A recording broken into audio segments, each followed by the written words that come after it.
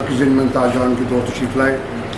आप सबको आज की इस तकरीब में प्रेस क्लब की जानिब से खुश आमदीद कहते हुए यौम आज़ादी की मुबारकबाद पेश करता हूँ।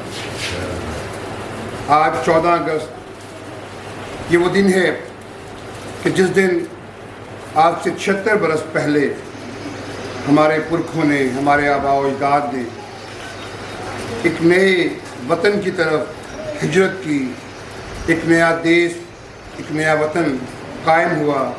कायद आज़म मोहम्मद अली जिन्ना की बसीरत, उनके साथियों की जद्दोजहद और उस वक्त जो लाखों लोगों ने अपने घरों को छोड़कर एक नई सरजमीन की तरफ हिजरत की, वो तमाम लोग आज हमारी तरफ से ख़राज तहसीन के मुस्तहिक हैं और हम उनकी कुर्बानियों को, उनकी कोशिशों को, उनकी काविशों को सराहते हैं।